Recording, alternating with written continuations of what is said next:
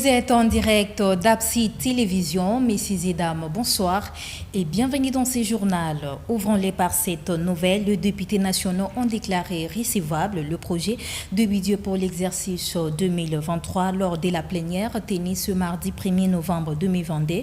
C'est à la suite de réponses du Premier ministre Jean-Michel Sama Lukonde aux différentes préoccupations soulevées par les députés nationaux vendredi dernier au cours du débat général. Suivez. Les députés nationaux ont déclaré recevable le projet de budget pour l'exercice 2023 lors de la plénière tenue ce mardi 1er novembre 2022 au Palais du Peuple. C'est à la suite de réponses du Premier ministre Jean-Michel Sama Lukonde aux différentes préoccupations soulevées par les députés nationaux vendredi dernier lors du débat général. Le gouvernement rassure les honorables députés que des dispositions seront prises pour l'intégration de certaines de ces recommandations, observations, dans la mise en œuvre de son programme d'action en général et dans l'exécution du budget 2023 en particulier. Aussi, votre gouvernement salue-t-il les encouragements et les félicitations des honorables députés sur le respect du délai de dépôt de ce projet de loi de finances, la qualité du budget et sa hauteur arrêtée à 14,6 milliards de dollars américains. Concernant les préoccupations d'ordre général, les honorables députés voudraient être fixés notamment sur les points ci-après. Les mécanismes prévus par le gouvernement pour réaliser le taux de change prévu en 2023, alors que le dollar américain s'échange déjà à un taux supérieur. La promotion du petit commerce, réservée uniquement aux nationaux. L'instauration des mesures pour faciliter l'accès des nationaux au crédit bancaire. La mise en place d'un plan d'intervention visant à faire face aux catastrophes naturelles suite aux pluies diluviennes. La relance de l'AMIBA par l'octroi d'une enveloppe minimale de 20 millions de dollars américains. Concernant la question du taux de change, comme paramètre pris en compte par le gouvernement dans l'élaboration du projet de loi, il y a lieu de noter que des mesures, des politiques monétaires et budgétaires sont prises pour résoudre ce problème dans le cadre de la poursuite du respect du pacte de stabilité macroéconomique et monétaire signé avec la Banque centrale du Congo. L'objectif pour le gouvernement est de continuer à garantir la stabilité du cadre macroéconomique et par ricochet de contenir la dépréciation de la monnaie nationale.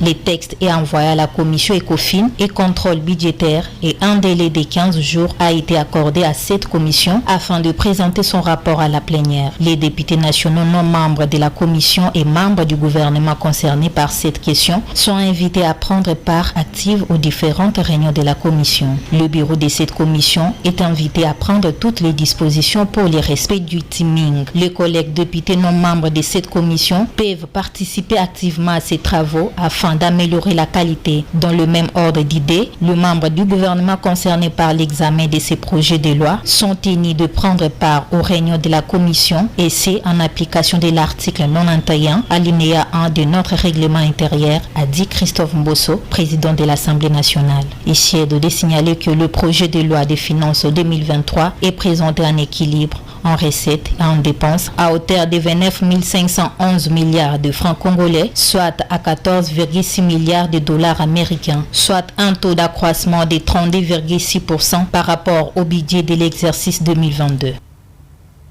Le Premier ministre Jean-Michel Sama Lukonde a présidé lundi 31 octobre 2022 dans la soirée une importante séance de travail à laquelle ont pris part les députés nationaux, membres du caucus du Nord Kivu. La situation d'agression rwandaise sous couvert du 1-23 a été au centre de leurs échanges.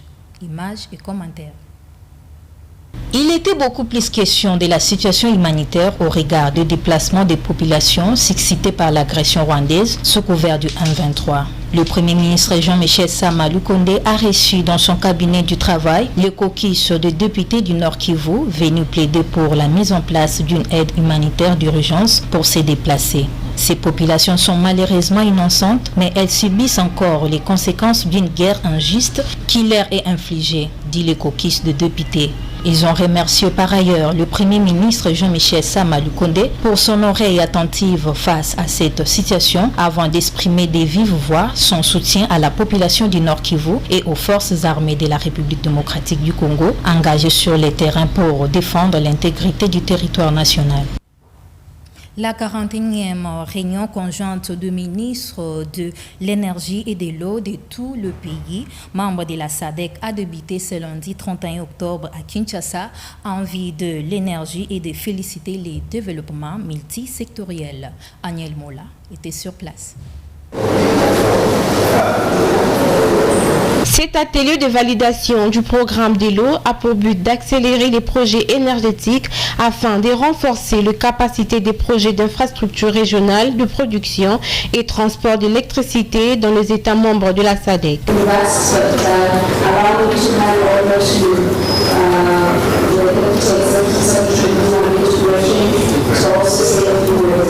Les différents officiels de pays membres de la SADC ont par une allocution suggéré certains amendements, ceci selon les réalités du pays.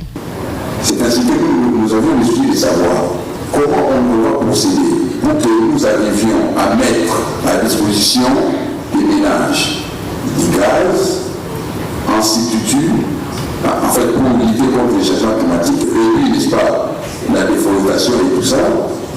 Comment on va procéder à ça?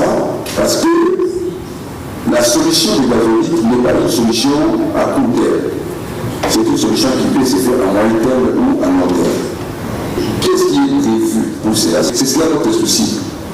Qu'est-ce qui est prévu? Il faut bien savoir. Parce que nous ne disposons pas des investissements nécessaires pour que nous arrivions aujourd'hui. Si jamais on s'engageait dans ce qui est proposé, ce n'est pas possible pour nous aujourd'hui.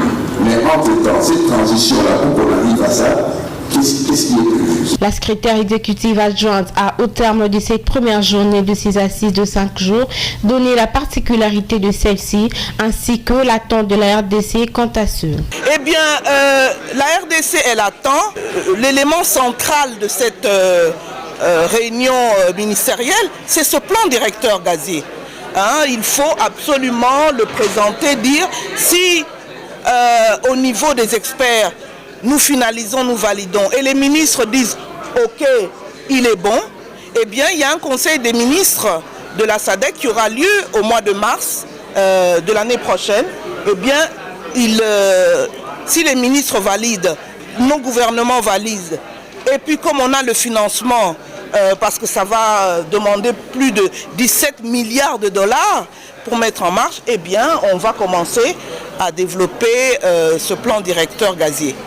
Il s'est rappelé que la 41e réunion conjointe des ministres de l'énergie et de l'eau des pays membres de la SADC se veut valider les programmes en matière de l'énergie.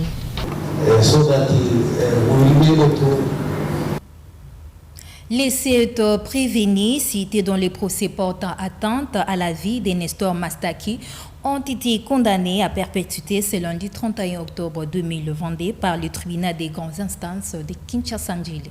Suivez. Après des semaines d'enquête, le tribunal des grandes instances de Kinshasa-Njili, par l'intermédiaire de son procureur général, a déclaré ouvert le procès public portant assassinat d'un jeune de 26 ans, Nestor Mastaki, dans la nuit du mardi 10 novembre 2022. Partant du procès, le juge président est passé par l'identification de chaque présumé, puis le ministère public a présenté le fait. Tant soit peu, le procès Mastaki a été sanctionné par la décision finale des juges portant condamnation à mort de tout le prévenu. Le procureur général de la République près le parquet des grandes instances Njili, présent à ces procès, n'a pas manqué à dire et à présenter sa nouvelle idéologie. Depuis un certain temps, le phénomène Koulouna a accentué d'ampleur dans la ville. Et en tant que procureur de la République dans les ressorts du parquet des grandes instances Kinshasa-Njili, sur instruction du procureur général près la Cour de cassation et le procureur général près la Cour d'appel, nous avons commencé les audiences de flagrance publique pour que les témoins de la commission des infractions soient aussi les témoins de la répression. Ma politique en arrivant dans ces ressorts, c'était que la loi sera d'application pour tout le monde. Du fait que nous sommes dans l'état de droit que les chefs de l'État prônent du matin au soir. Il n'y aura pas d'intouchable avec moi dès lors que je suis Andjili. C'est ça ma politique. Outre la répression sans cesse des délinquants les plus dangereux, j'aimais aussi la prise en charge des victimes comme cheval de bataille. On ne peut pas comprendre qu'on rend des décisions, qu'on est au parquet, les gens acquisent et rentrent comme ils sont rentrés. Non, j'ai mis en tête comme Pierre Anglais, la victime, que ce soit les qui sont au parquet. Signalons que Nestor Mastaki a été assassiné dans la maison familiale dans la nuit du mardi 10 octobre 2022. Le concert de l'artiste musicien Fally Ipupa tiré samedi 29 octobre au stade de Martyrs. Quelques Quinois ont réagi au constat fait par le vice-premier ministre en charge de l'Intérieur, Daniel Asselo, concernant le perte en vie humaine et le dégât matériel répertorié. Grâce Chabi. Après les concerts de l'artiste musicien congolais Fally Ipupa, livré samedi 29 octobre au stade de Martyrs de Kinshasa, les Quinois ont noté avec regret le dégât constaté par le ministre de l'Intérieur Daniel Asselo qui s'est rendu sur place ce dimanche 30 octobre. 11 personnes ont trouvé la mort, y compris des policiers, et plusieurs dégâts matériels enregistrés. 11 personnes ont trouvé la mort, y compris des policiers, et plusieurs dégâts matériels enregistrés, a affirmé le patron de la territoriale, indexant les organisateurs de n'avoir pas respecté les clauses prises entre les responsables du stade et la police, notamment le dépassement de capacité d'accueil qui n'est que de 80 000 places assises. Stade Bissonnet Otoyebi Martyrs est à 80 000 places. Otoyebi qui est sur le coach on a un match, tu as déjà tout senti à deux fois que tu es en attendant ton supportaka équipe la biso. Des gars où salami wana atabiso mugo to sepe na ngovo mate, ba police ba kufi, population ba tu ba kufi mingi et ça biso bien été. Bon, tout le monde qui na ministre ayaki wana na stade côté la ndege batu bakufa ki wana ko sepela biso de sepela pour ministre ndayaki. Le vice-premier ministre en charge de l'Intérieur a émis le vœu de voir l'organisateur répondre du non-respect des normes édictées par l'État congolais afin que les sanctions s'en suivent. De son côté, l'artiste musicien a présenté ses condoléances aux familles qui ont perdu leurs membres à la suite de son concert. Une réunion restreinte regroupant les cadres du Comité national de jeunes tshisekédistes démocrates, JDT en sigle, a été convoquée ce samedi 29 octobre à Kitambo. Il était question au cours de cette réunion d'évaluer les grandes activités liées à l'horizon 2022.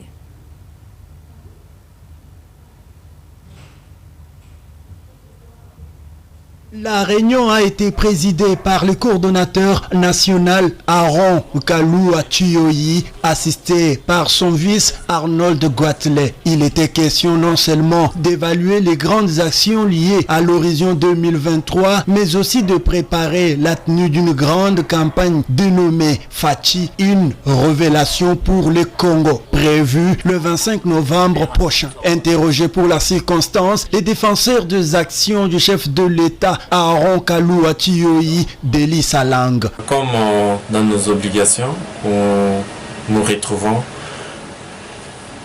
une semaine avant la grande réunion avec tous les membres. Donc le comité national se retrouve. C'est ainsi qu'aujourd'hui nous avons trouvé bon de nous réunir ici à Kitambo, où nous étions là pour évaluer les grandes activités, connaissant que nous sommes à une période préélectorale.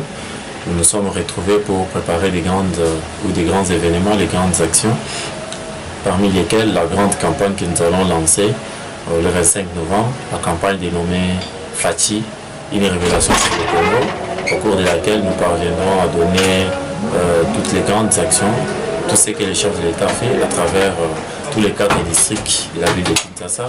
Nous lançons un message à la population congolaise de nous accorder une fois de plus la chance, c'est-à-dire la réélection du chef de l'État, Félix Antoine Tshisekedi Tshilombo à la tête, et voter les candidats utiles, les candidats qui ne sont pas limités, pas des candidats qui viennent avec des discours je vais vous acheter ceci, je vais faire ceci, mais les candidats qui sont prêts à travailler pour les social du peuple. Je suis un acteur dans les secteurs sociaux, donc les soucis majeurs c'est d'avoir des gens pareils, les gens qui sont en mesure de faire quelque chose pour cette population. Il s'y est de signaler que JTD est un mouvement sociopolitique affilié à l'UDPS pour les soutiens aux actions du chef de l'État Félix Antoine Tshisekedi afin de lui offrir la majorité écrasante au Parlement de 2023. La communauté des ouvriers de Jésus-Christ, COJEC en sigle, a procédé dimanche dernier dans son siège central situé dans la commune de Matete aux remises de lunettes gratuites médicales à toute personne souffrant de maladies oculaires. Cette cérémonie s'est déroulée sous l'œil du représentant légal, le pasteur Abraham Kabengele. C'est à l'issue des 2 grandes journées d'action des grâces organisées sous le thème « Il était là ». Des samedi 29 au dimanche 30 octobre 2022, que ce geste philanthropique a été posé à plusieurs personnes souffrantes de maladies oculaires, après une consultation gratuite.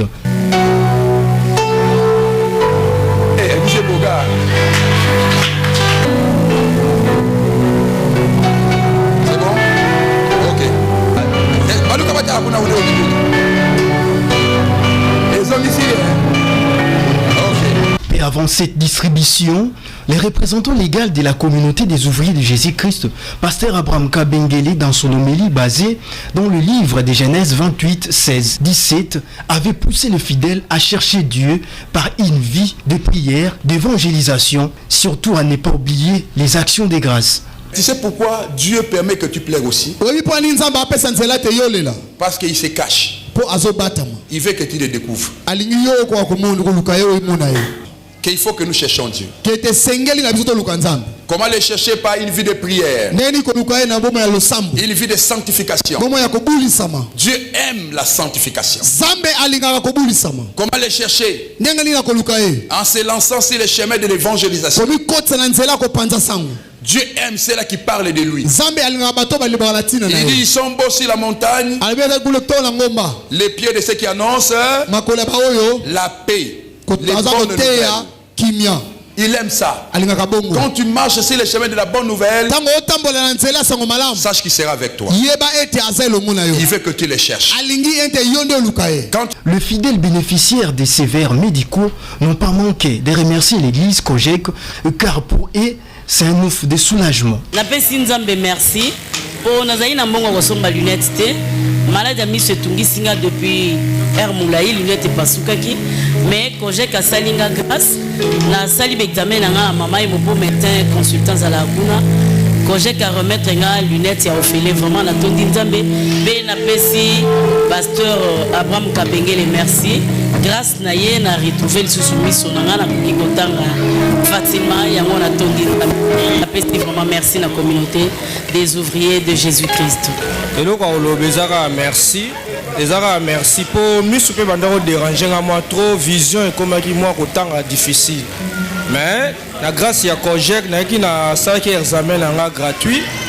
Na yepe lelo na yo zolinette na yango donc kotanga siko pepele. Salomon s'allia par mariage avec Pharaon. Roi d'Égypte, il prie pour femme la fille de Pharaon. La religion pure et sans tache devant Dieu consiste à visiter les orphelins et les veuves dans leurs afflictions. Ce geste philanthropique vient d'appuyer les rôles que joue une église au sein d'une communauté.